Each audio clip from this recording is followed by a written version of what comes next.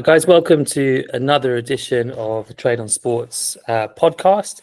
Today we've got a very special guest with us. We've got Jack, our racing expert, who's been doing a fantastic job on our new racing portal. All the links will be in the description. So if you are interested in signing up, hopefully this chat will give you a bit of an insight into what we do at Trade and Sports, and especially the racing portal, which is a brilliant piece of kit, which I've been able to, personally can say that I've profited on, many other members as well. There is another ulterior motive for this podcast. We have a seminar coming up in early September. And again, details will be put in the description. So if you wanted to have an in-person sort of face-to-face, like a day of trading the races with Jack on hand to guide you, there are still places available, I think, for very reasonable price as well. So welcome, Jack. How are you doing? Yeah, good, thanks. It's nice to be here. Nice to talk, really. First time really doing anything like this, but it's a complicated story, the portal, but I think quite quickly people can get a good understanding, and hopefully that's what I'll do here, and obviously at the seminar as well we'll go into more detail, so should be good fun. Should hopefully teach some people as well. Brilliant. Yeah, I can see in the background you've got a signed shirt. Yes, that's move the camera slightly. So that's the so that's the signed England shirt from a lot of the Aston Villa football team. Oh, okay, brilliant. So I don't support Aston Villa. Put that on the record. But it's a good segue actually into why I started in sport. So my dad's the ex now. He retired a few years ago, but he was the club doctor and did a lot of sports science for Aston Villa during the Doug Ellis era. And that's just a collection of some of the names and players. So I think there's Gareth Southgate, Gareth Barry, a few others like Darius Vassell. Yeah, so a lot of the old Aston Villa players that played for England during the time. So they signed that shirt for me for one of my birthdays when I was younger. Nice. Yeah, and like I say, it's a good segue into why I started, really. So I did sports science at Bangor University, where I did a lot of psychology to start with. So it wasn't a psychology degree, but that's what it ended up going into, sports psychology. And then I started doing a master's degree, which focused on the complete other side, which is the physiology and data analysis. And I worked with a few Olympic teams at the time. So squash, GB squash team, GB rowing. And it wasn't quite what I wanted to do. It wasn't quite for me. I found when you did the psychology or the physiology, you'd essentially just be the guy standing to the side of the machines, recording data in a checkbox, and you'd give that data to somebody else, and you didn't really feel like you were part of anything other than just you felt like you were just standing, taking the data, but not doing anything with the data. So that actually kind of flipped me into going down this PhD route of data analysis in sport, where I combine that love of the sport into just a bit more of okay, so now I've got this data, what does this data mean? And I was funded, thankfully, for the first few years, but then that funding obviously stops, and I still have 2-3 years. And I thought, well, how can I turn this into making some money? Now, my passion has always been horse racing, and I live very close to Wolverhampton Stadium, and I live very close to Perry Barr Stadium, which is the Greyhounds. And I thought, let's try and get this data to work for me, pay through my education, essentially.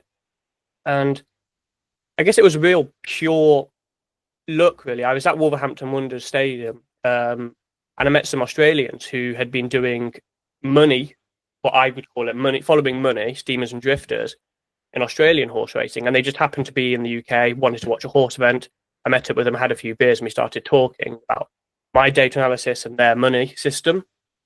And they were very basic. They were just doing steamers, just drifters. And I thought, this can't work. It's if this could work, everybody could do it.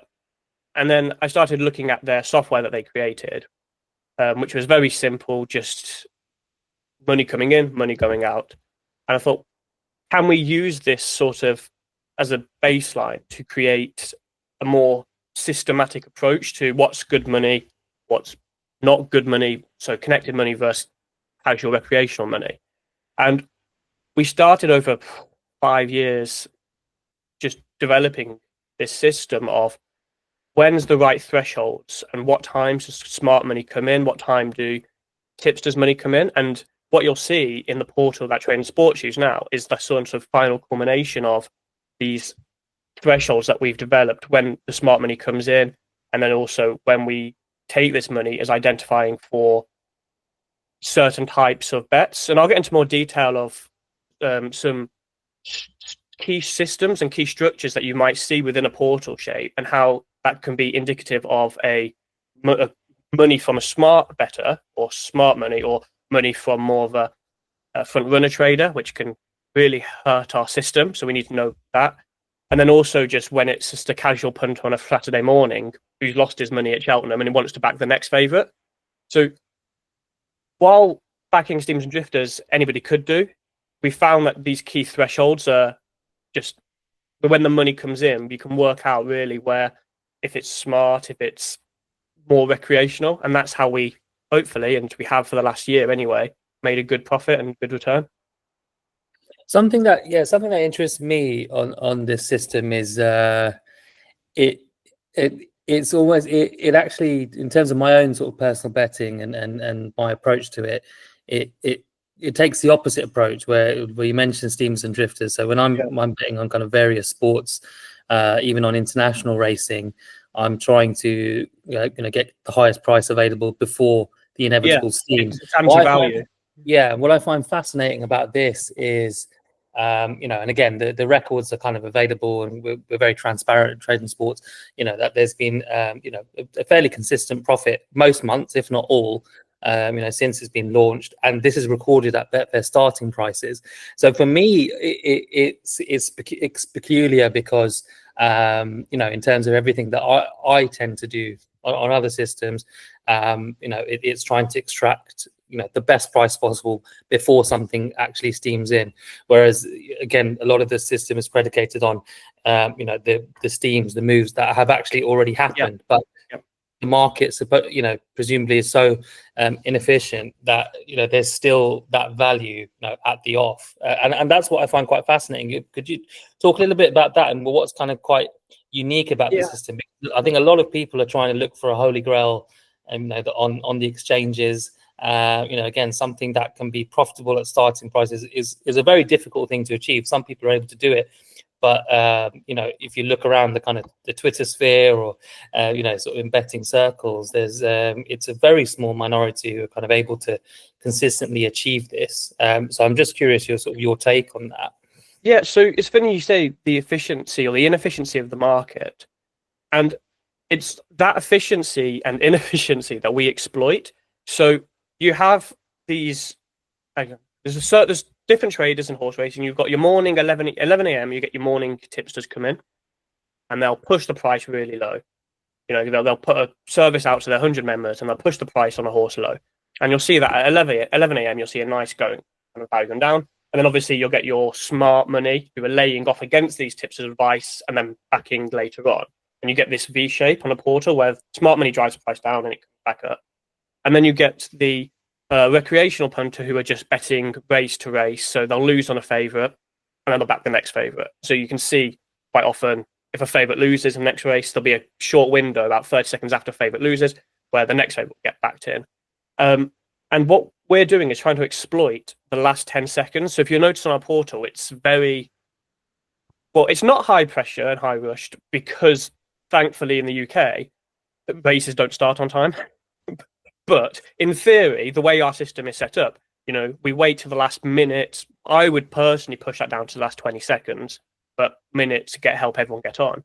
And what you can see is that in this minute, for whatever reason, the bots who you're primarily competing against nowadays on Betfair, this is where they seem to be not quite as good. So the liquidity is obviously built up throughout the day in this section here. And what the punters on the smart money have realized, especially in flat and all weather, which is where I focus on primarily, what you'll see is that the market in the last 10 seconds before the minute cutoff, you'll get all the connected money who've been waiting all day to let this price, trying to get this price to build up. So what they'll do is this horse hasn't got much of a chance. They're not going to back it. No one's backing it.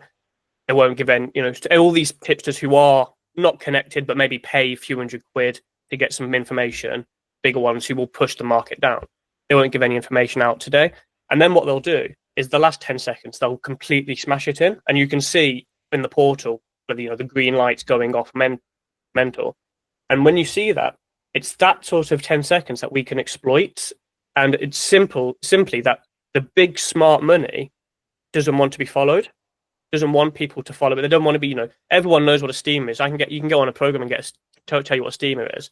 So that's why these big smart money, weather racing and flat weather particularly, they wait till the last 3 minutes, the last 2 minutes, and that's what we can exploit. And that's why even though we're betting at BSP, our strike rate's actually fairly quite high. We're betting average odds of like 12. Obviously, we have 3 zones, which we'll get into, but the average odds that I bet at is, I think, 12.4. And I've got a 20% strike rate using this, because while we're betting, we're following money, the idea is we're following the right money, the smart money in this case. And that smart money, I'll actually send you a link and you can put it in the description of a really good article that I wrote with a friend of mine, where we basically talked about how when you've got a racehorse, you wait all night to win, and then the price collapses because some bloody tipsters tipped it up the night before. And it's just like, you've waited, you've got the price, you've not backed it, you've held off, price is going up and up and up. And what you're hoping is no one touches it, and then the last minute you get in and you take all of it. And that's what people are doing, and that's what we're bunny hopping on. We're just taking the smart, very smart connected money. We're ignoring all this 11 a.m. tipster money that causes a fake steamer. When Sky Sports and Racing TV put up their selections of the day and it all price moves in. We're able to, with this system, ignore all that, and it just focus on the smart connected money. And that's why our strike rate is so high. And the reason of these time thresholds, you can see on the screen, I think, where it says 3 minutes, 15, 30, 1 hour, 11 a.m. I know they seem pretty basic and they're just every 15 minutes, but they actually work out really well. A lot of testing has been done into which gets the optimal time point for these movers. And as you can see, done fairly well for ourselves at the moment. The other good thing I'd like to say about betting at BSP is you don't have to use the exchanges. You don't. So one system I like to do, again, is I like to bet higher odds, but obviously betting higher odds, lower strike rate. Now, what we can do is we can use this, but we can go on Bet365, Sky Bet, whatever. We're offering 4 places where the exchanges only offer 3. Yeah, better prices, but only 3. When we bet at BSP, so even though we're winning money, we don't get gubbed, we don't get taken away, because we're considered a losing gambler, even though we're winning all this money. So it's actually a really nice bonus, I guess, if you're not on the exchanges. And as I say, we're not particularly traders, even though it's trading sports. This is more betting, really, although we can add different elements of trading, hedging out. But yeah, so really it's just, even though it's at BSP, it's just being able to identify the smart money. You can identify that smart money and away from all the noise of the tipsters, and there's a lot of tipsters coming out there, then more often than not, you're going to be on the right horse. And like you say, the data so far for the last year, we're obviously always looking at the data and reevaluating, making sure it's still viable. So far, we've had pretty good success, I'd say.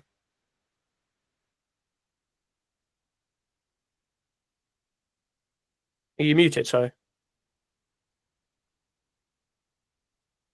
Sorry, yeah.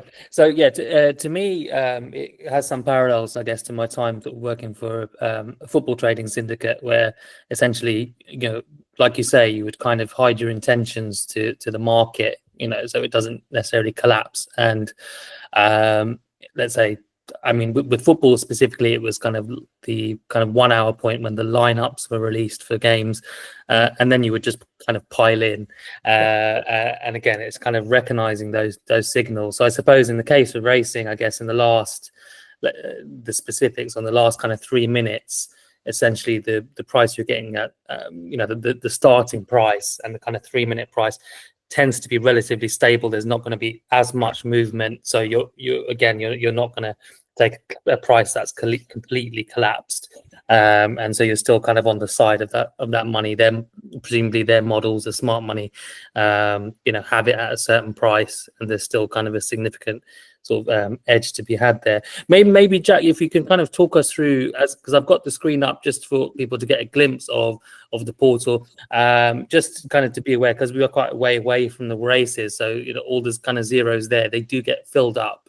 But maybe if you can kind of go from left to right and kind of what you see on the portal and kind of how you might kind of interpret this information on a race day. Yeah, so obviously we're just starting at 11, so you might actually see some tips to money coming in for some of these horses soon. But one thing that you look at, first of all, is this charts. Now, anyone can look at Betfair charts. Obviously, they're openly accessible. Having said that, having it all in one column here is very useful to look at. And one thing, obviously, we can see here for Valor Spirit is it's obviously drifting and then come back in. One thing that we like to see is, let's say this Valor Spirit, it starts to come back in. So it's obviously drifted. I can't see the price, but it's obviously drifted out, then come down and going back up. So one thing that's really nice to see, and this is where we get into this smart money, is a horse like that, maybe not at this price, but a horse like that's graph that's gone upwards and drifted out in the morning. And what this can show is, so for example, we've got a few horses and we know how this game works, my family and my friends. What we might be doing, especially in let's have a look at Carlisle Class 6 nursery, if someone came up to us, the trainers, when we were gambling stable, which quite a lot of them are, it's how a lot of they get paid, a lot of the yards people get paid, they put money on it, or they lay off their horses. We'll be going and saying, this probably not today, not on a going day. It's a nursery. We're going to teach it how to run, to get used to the stadium, the environment. And that, of course, has a knock-on effect, and people start drifting it. There's no confidence. And that's what you might be able to see here, people drifting out on the Valor Spirit.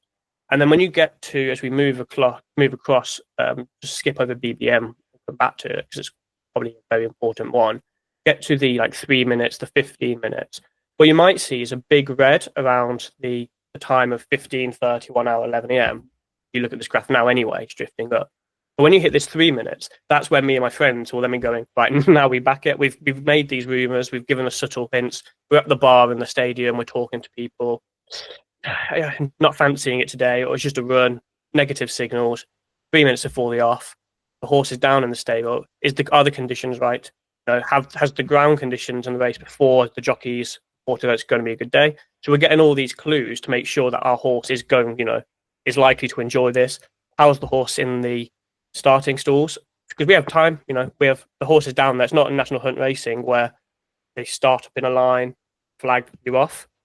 National and flat nor weather in the starting stalls, one horse is messing about, it won't go in, so you've got another 15 seconds to reevaluate your horse. So is your horse looking good? You're getting clues from the trainer. Okay, so we now look at 3 minutes, and suddenly what you'll see, if everything's a go ahead, you'll see this drifter just come straight back down, and it creates this, like I say, mountain shape where you go drift straight back down, and that's and that will show up as red at 11 a.m. in the 11 a.m. box, red in the 1 hour box, red at the 30-minute box, red at the 15-minute box, and then at 3 minutes suddenly it's just a big, green with a strong number. So we look at anything above 10 as being big. You sometimes get 30s and 40s, which are massive neon signs that you want to be on this. And that's how I'm talking. That's that smart money I'm talking about, where essentially they're waiting to get the green light on. Is the horse gone down to post well? Is the horse sitting well? Is the horse in the stables fine?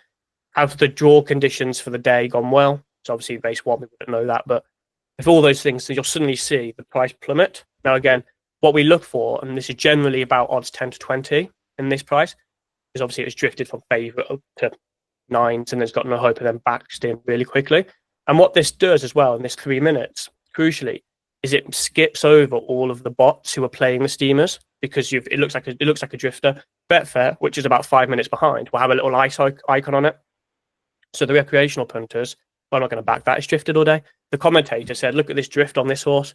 Looks like it's lost a leg. Everyone, and then suddenly you see, well, actually, the bet graph's coming back down and the 3 minute mark's bright green. Who's backing this horse that look it's lost a leg? Likely a bit of a play. Now you'll see this a lot in the all weather. The all weather is king for late money. It's just, You see like a big move like at 3 minutes and -30 in your weather, and you get excited. You're like, yep, time to load up. This is what we see. But there's lots of other ways. So what I like to see as well is maybe move to another race, 14 runner race.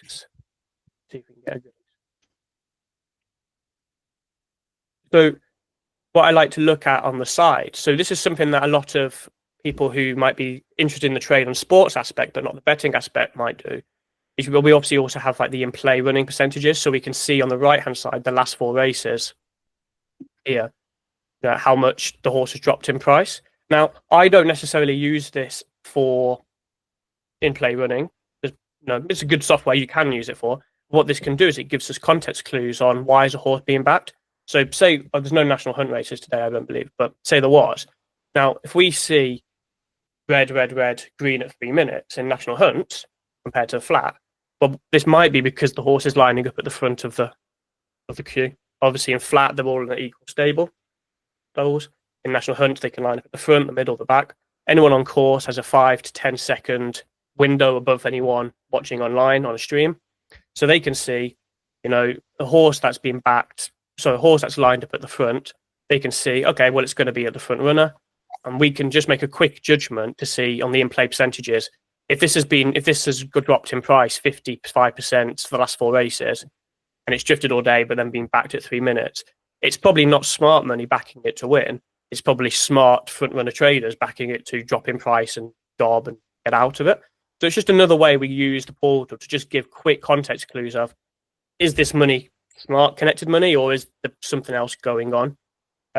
One thing that I love to see, and you'll see me rant on about it forever, is second runners. So you'll often see a trainer will have 2 horses in a race. Now, the way the money interacts on that is really brilliant, because sometimes the first runner will drift all day and the second one will be backed in, and then you can see how, well, actually we don't want to be on that one. We want to be on this second string, and that will win. Or sometimes you can see the opposite, where the second string's backed in, front runner's backed in, and you're thinking, how are they going to do this? And likely what happens is the second runner goes off in front, sets the pace makes it. The smart money gets out of that in the double and bust, and then the winner comes from the first string. And with this portal, you can just see, and that's where the psychology side of it that I tried to add when I first started it came in. You can really see and understand certain moves just based off how the market's reacting. And when you get a beautiful, so for example, if you get a favourite, this race is actually quite interesting. The odds are all a bit high at the moment, but if you get a favourite which is backed in, eventually it will hit a price in the morning. So probably from 11 a.m. to 1 hour before the race, it will eventually hit a price that is so short that the market goes, whoa, I'm not going to back this anymore. We'll back the second one. And what happens is the second horse will come in, and then you'll get the 2 fire icons on Betfair, and it becomes a matchup, and everyone's thinking, well, it's going to be one of these 2. And then sometimes you can get the third horse, which is drifted for no reason, because it's just basically not got the. And then sometimes that's actually given you value on the third horse that's drifted. Even if you can work out when a horse is drifting because other 2 horses are going in and are going off way too short because they've become in this head-to-head matchup, and suddenly you get a 3-1 going off at 6-1 for pure value. So there are other ways when you say betting at BSP, we can actually still get value bets using the system.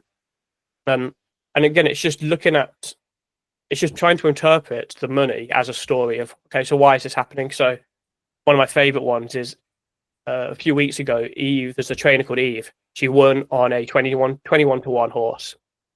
Wasn't very well supported. Next race, literally 10 minutes later, she had another horse at a 21 to 1. What happens? Everyone puts their 20 quid on it, and it just comes shooting down the market. Now, I'm not going to copy that, because everyone's just gone, oh, I don't want to miss that again. She's just won with that horse that was 21. And so you can pick up these clues and really understand how the market's working. And it's that, like I say, we're not really betting, we're not advising. There's a few systems that I do and other people copy to success. But really what this is just a psychology of the market and how the money's interacting. So once you understand that, you can really see where and who's the good money bets. So why I like to split into these 3 zones, which being odds of 1 to 9, odds 10 to 20, and odds 20 plus, is because in horse racing, you have this brilliant thing where it's split into favourites, each way chances, and outsiders. And when you look at this portal and it's all lit up red and green, you can really see, okay, so there's only one fancied favourite and there's only one fancied each way play. So I've got two angles there. I've got the one fancied each way and the favourite, and you can cover it. And you can stake it how you like. I know some people like to cover on the favourite and then just get big on the each way. I like to play them both. But it's that understanding that you get of the market. As I said, in the big days, the Cheltenham days, you can really see when a favourite's just lost, fallen at the first, and then the next race, everyone's just waiting around in the bookies for 40 minutes, pockets full of cash. Well, I'll back the favourite and get my money back in the next race. And you can just see the price plummet from the second the favourite's gone. And as I said, it's not necessarily maybe what you'd expect, but when you can see it and you can see it day in, day out, that's what I think really gives you an edge on this with this system of just understanding the psychology when a horse is smart money. And then when you can get that, that's when you start seeing the kind of results that we've got last year. It's just a really simple strategy that I think a lot of people go, well, how can that work? It's better than BSP. Surely everybody would be doing it. But I say we have a few slight sort of hidden mechanics and strategies that have turned just a normal steamers and drifters sort of board into solid cash. But yeah, so Yeah, so something you mentioned about again, there's strategies, there's different ways to play it. So we have members in our group and members of the Trading Sports team. So for example, Brian, who has specific filters, and Pete as well, who play certain things. You've mentioned sort of breaking up races into zones as well. And on the top right of the screen, hopefully people can see it. There's also kind of two key criteria which have been kind of tested for quite a while. So these are kind of the I guess for sort of people like me, sort of the dimwits like me, kind of easy to follow, so you get an alert with these. So maybe you can explain the kind of the criteria 1.1 and the 2.0. So we can see here that following those criteria for this specific for Lingfield would have yielded quite a decent profit and a good strike rate over a fairly decent sample. What's that? 330 bets for the criteria 117. 147. Yeah. So essentially, as I go back to when I started, there was I had a very, very, very basic version of this kind of mapped out using some Betfair API and some coding that I'd done. And what we decided to do was just wanted to play the one green. So when this lights up, there'll be a green across 5 lights, 3 minutes, 15, 30, 1 hour. And the plan was originally one green in the top 3. So we know favourites win 33% of the time. So if we just only look at the top 3 horses, by pure luck, we might be getting a 33%. That's our kind of starting points from a long-term point of view. Okay. So now we want to get that into actual profit, because we did that, we'd lose. We want to kind of nail down the selection. So we thought, well, if we just go for the ones that are lighting up green and as a starting point. And that gave us our first ever strategy, which we called one green top 3, very basic. And then this created, with the help of Stephen, who's the tech guru, this criteria 1.1. So essentially what this is we look at the top 3 horses in odds, and it has to be a 5 green across the section. So it has to be very well supported throughout the day, 11 a.m.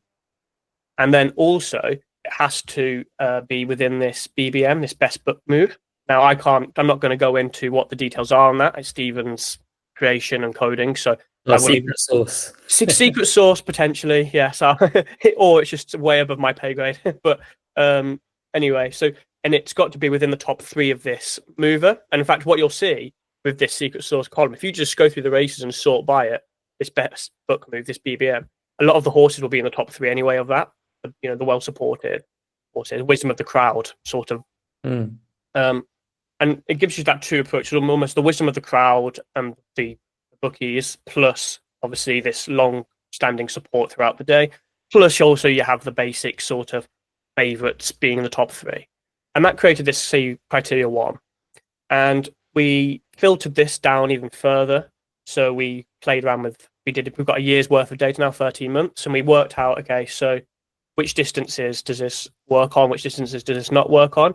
So as I said, this looks ideally at 5 green. Now, as I mentioned in National Hunt, green doesn't always mean good in certain spots. So we got rid of that. It doesn't work, so we don't use it as well. It does work, but not as well. And then we got the number of runners. So we realized, so see this Lingfield has 14 runners. It's a lottery. We realized we're playing this. Yes, it's profitable, but we're playing, the ROI just drops off a cliff. So we got a good distance filter, and we got a number of runners filter, and that really was all we needed. We kind of adapted this old strategy which I've been using for 5 years, adapted it, added this secret sauce of BBM plus the distance filter, and we got this. And that's, I believe, last time I checked, it's up 120, 30 in about a year, plus C2, which is the one you can see below, which is the 55. Now that's the exact same, but it just looks at the 10 to 20 horses, this each way sort of selection. Yeah, and just to be clear as well, the results that you mentioned for the criteria 2 are just win only. So yes, win only. You have the, I'm sure there probably would be quite a difference if you were to take them each way. Yes, we only do win only. Now, obviously, you can do, some people do different ways. I just do win only, and I green up at 1.15 in running. Some people do a bit more trader approach where, and this is a good way, I think, if you're more trader and not betting minded. So obviously I came from more of a betting background. I'm happy with the losing runs that can happen with that. But the other kind of key point of this portal, which a lot of people don't always realize, is we're backing horses that are suspected or expected to go well. So if nothing else, if a horse is taking money, wisdom of the crowd, it's expected to do well. Now, obviously, a lot can go wrong. It can fall. It can be on a bad day. It's an animal, but it's expected to go well. So you're already getting a one leg up. So what you can do is you can potentially trade. You can lay off in running, for your liability, and create a lot of free bets doing this, because the horse is likely to go close. So a lot of people I know, they just they bet for 20 quid, and they'll lay 20 quid at 60% of the price, and they get a free bet when it hits that threshold, which is, obviously takes off a lot of the profit. But also, because these horses go well, there's very little amount of time. Essentially, the horse falls at the first 2, and then you lose your money. But that's going to happen. It's not 100%. So there are different ways to play this if you're not just a straight better, and that's what.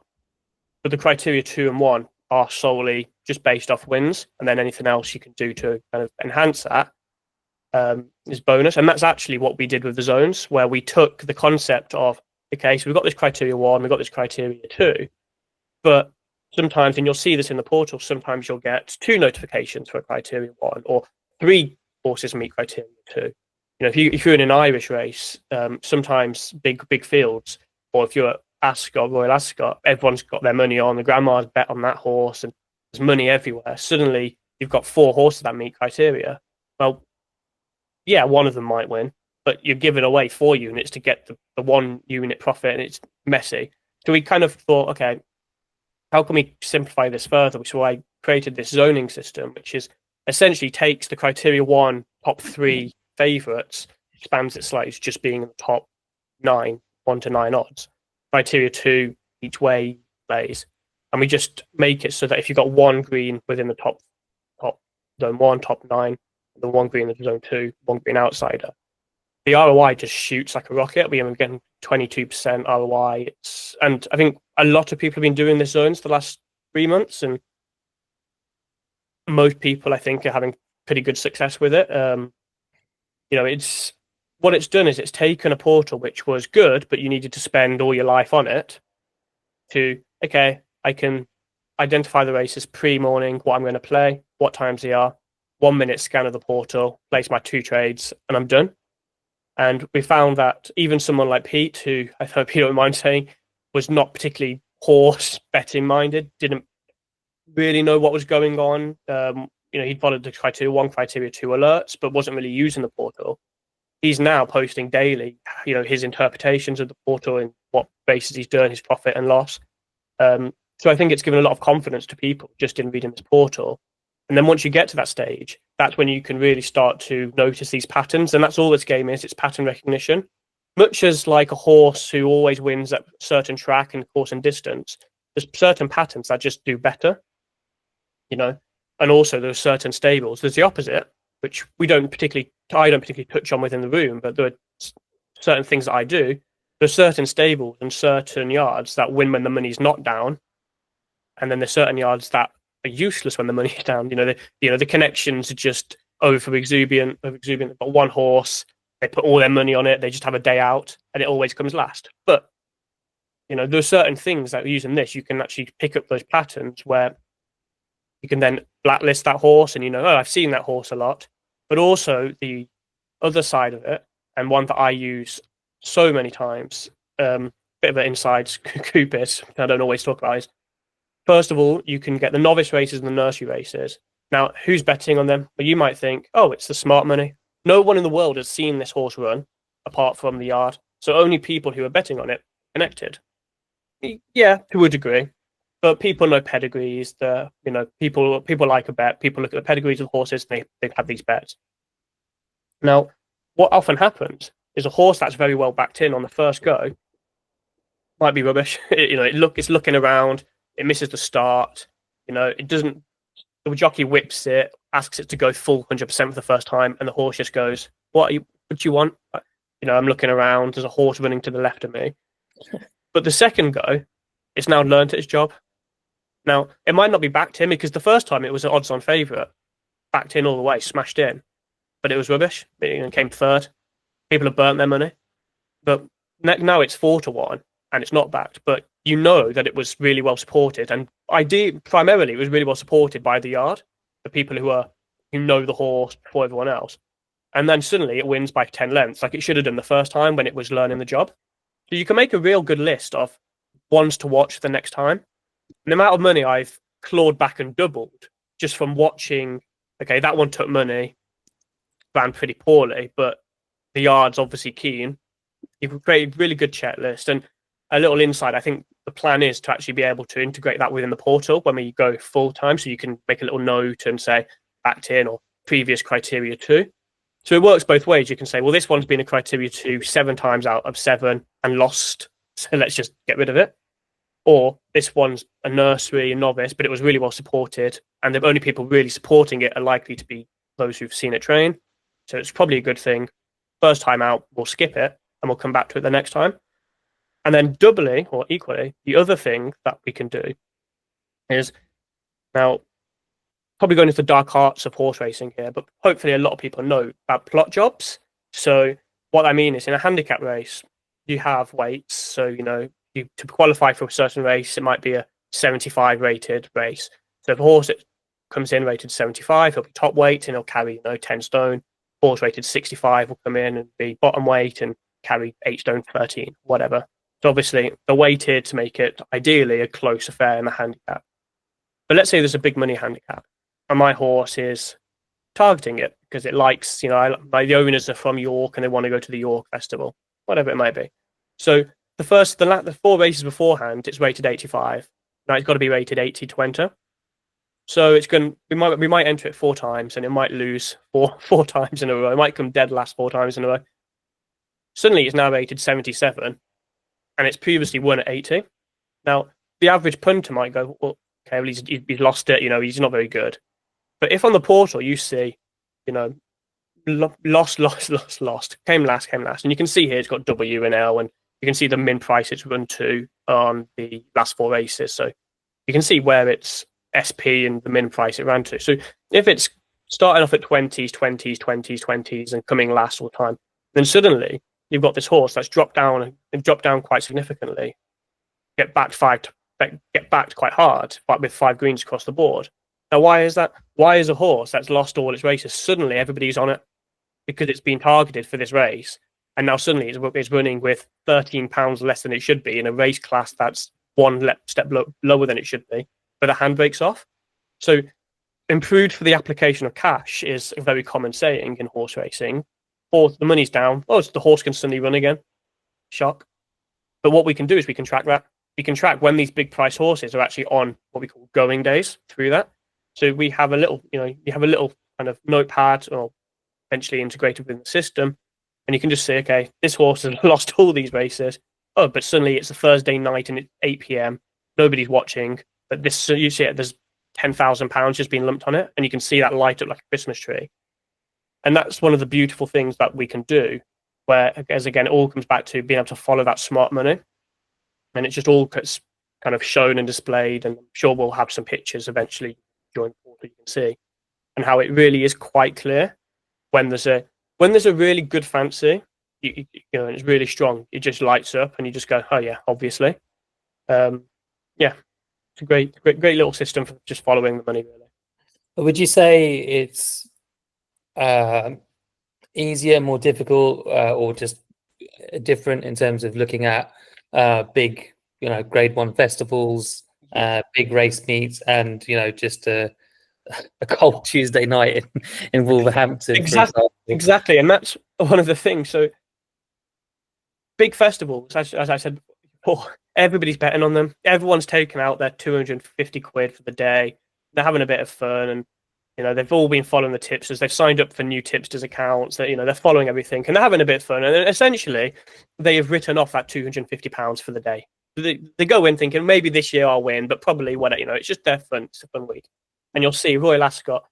The portal lights up green, and there's a horse that's been backed in massively because I don't know, Racing TV have been on it, or whoever. Someone's mentioned it, a big group, and it's been backed in. And they're always awful. They're awful to follow the money for, because it's not smart money. I mean, the Grand National, you follow the Grand National money. People have been betting on this for the last year.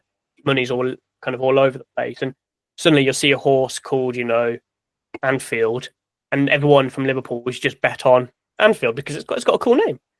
And it just can't be done. I mean, on the flip side, you go to 8 p.m. in Wolverhampton, like we've got, tomorrow.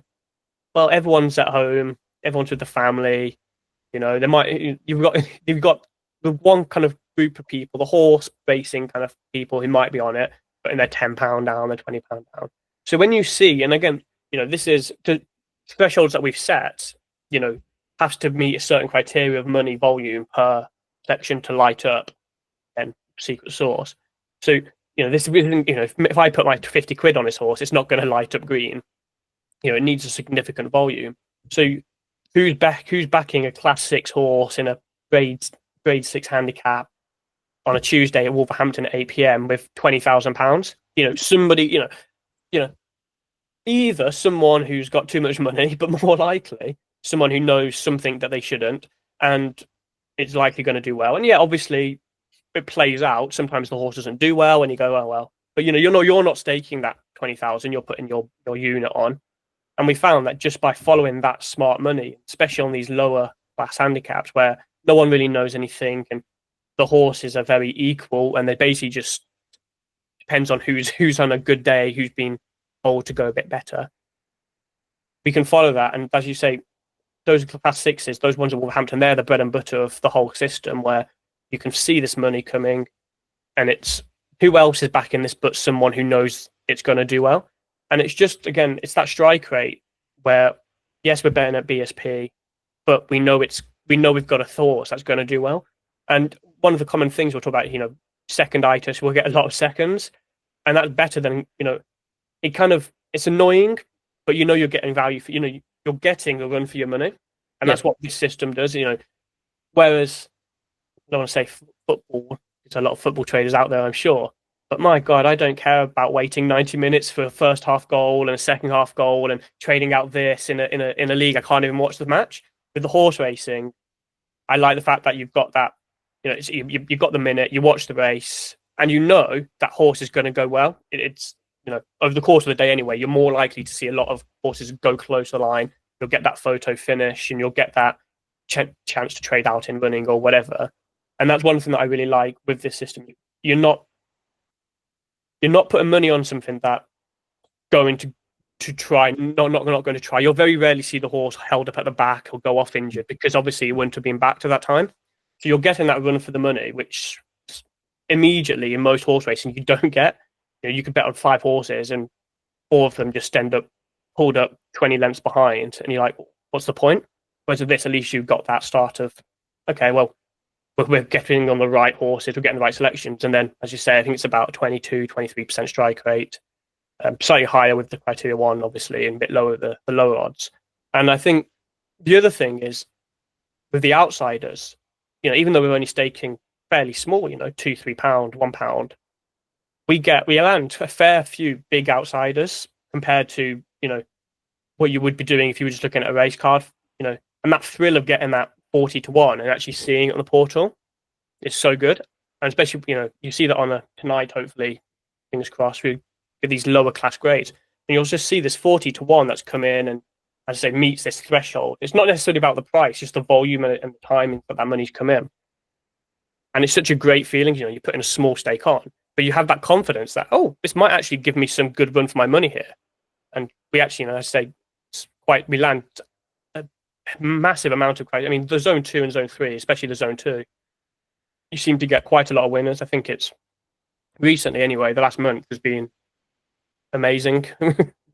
Yeah, there's been some good ones. Definitely, what you mentioned about generally the horses give you a good run for their money. So I don't tend to follow the races much. I just kind of put my bets on, just like most of my betting. I just kind of do it fairly robotically, because I don't want to get too sort of emotionally wrapped up in anything. Occasionally I will be checking the screen and I'll see, again, like the horse is kind of has traded quite low, hasn't quite won, but sort of consistently seeing that actually, it's clear just from the numbers that it's having a good run. And like you say, sort of when you get an outsider kind of winning, it is a good feeling, because it doesn't happen that often. But if it happens more than it should, then you'll be making money. So absolutely. I think it's a really, really interesting tool. There's so many different ways to use it, like you mentioned as well, that you sort of trade out sort of 1.15 sort of in running. I think others do similar. I let it roll. I let it roll myself. I think hedging's for gardeners for me. But I completely see, sort of, it's interesting seeing in the chat as well, there's so many different approaches that you can I wouldn't say I'm the kind of, let's say, the most aggressive trader, but perhaps I'm sort of more of a high risk trader than maybe some in Trade on Sports, or just high risk better, because most weeks I'm sort of, again, betting on golfers that are 200 to 1. I'm quite happy to take horses that are 100 to 1 to place. So I'm used to kind of long miserable losing runs, and then a few kind of big upticks. But again, if you kind of want a more sort of steady way of doing things, and for me, actually, like, for example, I don't really bet short odds horses until I started using the portal, and again, I've kind of seen that it's been quite steady, sort of just seeing my sort of Betfair balance kind of sort of consistently, not rapidly, but kind of consistently creep up. And I think that's what's important as well, is that we're not promising instant riches, that there wouldn't be ups or downs. I think anyone sort of in this kind of betting space who sort of spouts that nonsense, I think you should be kind of sort of wary and suspicious of. But I think everything we put on there is quite transparent. And, again, if you're disciplined and you're kind of looking at the right things and filtering your criteria, you can do quite well. I think there's members as well who sort of set themselves a profit target for the day and to think, with that, and then just kind of log off. Whereas I'd kind of, just do as much as I can with the time I have. But again, it's all kind of suits around your schedule and kind of what you want to do. And there's members who really want to kind of, if you love sort of the data side of it, it's a dream, it's a Trade on Sports. If you just want, I just want to bet, what do I bet? Someone like me, the selections are quite clear and quite and very easy to follow. So I think it's definitely worth looking at. I should mention sort of a plug, for the service in general, because you can get kind of, the whole package of racing, football and tennis. And I think Matt does American football as well, occasional other things. And then all of Pete's pre-match football advice. And, it's just such incredible value for money. It is a time commitment, you know, to use everything on there, but there's enough in there even if you barely scratch the surface. You know, like someone like me, you know, I'd love to be able to do everything on there, but I don't. But it's still sort of well worth it. So descriptions will be there if you wanted to find out more information. And it's worth mentioning that, you know, we're doing this podcast kind of to coincide with a seminar that you'll be running in beautiful Coventry in the early September. I believe it's the 2nd of September. 2nd September, I think. September. And so there are still some places available. But maybe, Jack, if you could kind of talk through kind of what the plan for the day is and kind of what you'd be doing if you're an attendee. Yeah, so it's not, first of all, I think mention it's not even just me. So you get the luxury of meeting people like Pease, and I believe Matt's actually going to be doing another. So it's not, you know, while it's focused on horses, there's also more bang for the buck. There's actually, you get to speak to people like Peter and Matt, who geniuses in their own respective side of the thing. But with me and the horses, what I plan to do is we're going to do a full day's racing. But there's, you know, we've chosen a day that's good. We've got some morning races, which are on turf, and we've got some afternoon and evening races, which are on or weather. So we get a good mix of, okay, so how does the portal differ between these two disciplines? And really, it's something you're only going to get that insight by going and attending, where we can actually walk through, you know, this thing here is a red flag in this discipline, but actually in this discipline, we quite like it. So there's certain nuances that you'll get about reading the portal. And we'll also go through how we've talked about the staking and how we do it, but also go through exactly how I stake on certain criteria. Now, we talked about it in the chat, but again, you know, and there'd be a bit more when to go in on certain ones, when to not go in on certain ones, which is fake money, stuff like that, which you just you can't convey easily over text. You know, it'd be a long paragraph. Whereas throughout a day's racing, where you're not going to be manipulating, you know, whatever comes up, you know, and it'll be a lot more organic way of just seeing, okay, so this is how we do it. And those who are potentially already within the site might know I've got my own Telegram room where I keep just the basic zone structure. So that's great. Keeps you kind of picture bankroll along.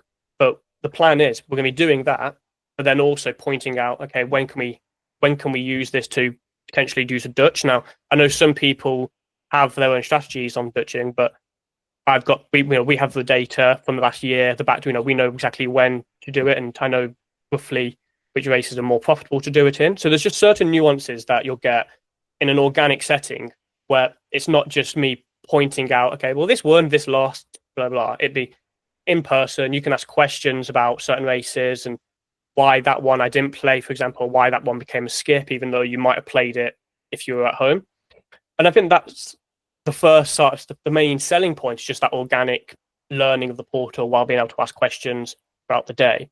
And I think a lot of people, they ask questions about, they struggle with the interpretation of the portal and the time limit. And I think that watching me go through it, especially, might just slow people down and realize, okay, what are the key points I need to look at to kind of, you know, the internal checklist of, yeah, that meets. Okay, we'll place the trade. There are a few other things that it comes with, such as, I've got some of my own personal bots for making life a lot easier. I know you personally use Target Profit. So there are certain perks and other things, I think, such as future strategies and future meetings. I'm going to do an online call for them so we can kind of meet up once a month and go through certain disciplines. But yeah, I think that's the main, really. It's just hoping that people get more of an understanding of how to use the portal. So it leads into what you said about I'm not a tipster. You know, we're not tipsters. We're not really advising any bets. We have certain strategies that people can follow, but the beauty of the portal and obviously Trader Sports is it's just a data field. It's just data, and you can use it to interpret X, Y, Z. You know, if you want to start laying, if you're more of a layer, you can create your own lay system using the portal. Keep it to yourself, sell it, use it, whatever. Put it in the chat. But you can create your own system. So there are a lot of systems I use that aren't part of the Trading Sports. You know, that we doesn't really, you know, it just scratches the surface. It's just the basic criteria 1, criteria 2. So that's the other reason I think joining. You might learn okay, well, this is my, my bread and butter, and that's 6 races. I think the last 4 days we've had 4 to 6 bets a day, slow. Normally it's about 10. But what else can we look for if you're so inclined to kind of reach out and look at certain other patterns and other styles? And that's what I think you'll get from tending, that you pick up slightly in text, but it's just never the same over, I'm trying to watch a race. I don't want to be typing in chat. And by the time I've typed it in chat, you've missed a bet anyway. So there are those styles. I think just having that full day in person will hopefully will get people just that confidence in the portal. And once you've got confidence in the portal, you can, as you said, you can use it to do anything you want. You can use it to do different styles of trading, laying, dobbing, and it's not just what we advise as a structure, as a service. So hopefully people enjoy it. It's a full day, so it's pretty good value, I think. You've got, and obviously I'll be trading live, so ideally we pay off before we even leave for the day. But yeah, I think good chance you would come out. We hope the horses play ball, but they usually do. We'll see. But yeah, and I think that's the other thing. Like I said, it's all genuine. If it goes, and if we go and there's a few losers, but it's not. We're not going to be manipulating it. It's just how it goes. But ideally, what we can show is, even if there are a few losers, you're not losing. With the correct staking that we obviously use. And we can also hopefully see different strategies, such as hedging for gardeners, but the hedging, or ideally getting money run for the money, and how the application of cash still gives you that better chance, and how long term it is working. But as I said, we don't tend to do too badly, so I'm hoping on a good day. More like the goal is obviously to pay off the entry fee. So yeah, and the odds are in our favor. I mean, so personally, I think it's maybe coming up to about 600 bets that I've kind of taken using the portal since I've had the chance, and and it's in profit, so it's it's a decent sample size so far. And looking back over all the results, kind of going back over a year, that's plenty to choose from. So it's not just a kind of a short-term bounce, or just kind of sheer luck. There is something to it. So like you say, but that, I think that the day sounds great. Hopefully I'll be able to attend as well, pick up a few things. And yeah, thank you very much, Jack. It's been a pleasure talking. I've learned a lot from this. There's a lot to digest. I think I'm going to have to rewatch it, and you probably only just barely scratched the surface as well. So we might have to do a follow-up. I look forward to that. Yeah. Maybe a festival preview or something sort of in the future. So I'll leave all the links in the description. And again, if you're on Telegram as well, feel free to reach out to one of us, the team, or post a comment if you have any questions. And hopefully we might see you in September, or on the racing Trade on Sports portal in the future. And thank you very much, Jack. It's been great chatting to you, and I shall see you soon. Yeah, cheers. Cheers.